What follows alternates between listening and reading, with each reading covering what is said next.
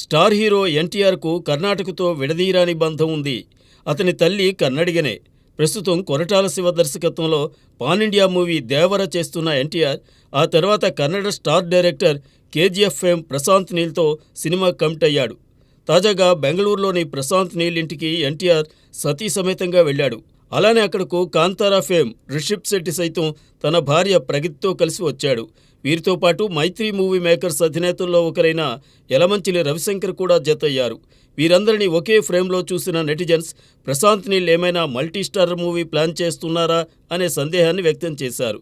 అయితే ప్రశాంత్ నీల్ ఇంటిలో జరిగిన శుభకార్యానికే ఎన్టీఆర్, రిషబ్ శెట్టి ఫ్యామిలీతో వెళ్లారని తెలుస్తోంది. ఎన్టీఆర్ మీడియా పర్సన్ ఈ ఫోటోలను విడుదల చేశారు. కానీ ఏ సందర్భంలో వీళ్ళు కలిశారో మాత్రం సస్పెన్స్లోనే ఉంచేశారు. మరి 1-2 రోజుల తర్వాతైనా ఈ కలయికకు రీజన్ తెలుస్తుందేమో చూడాలి. మొన్నటి వరకు కన్నడ చిత్రాలకే పరిమితమైన ప్రశాంత్ నీల్ తెలుగులో ప్రభాస్తో తీసిన సలార్ మూవీ ఏకంగా 700 కోట్ల గ్రాస్ను వసూలు చేయడం విశేషం. ఈ నేపథ్యంలో ఆయన తెలుగులో తీయబోయే చిత్రాలకు క్రేజ్ ఏర్పడింది.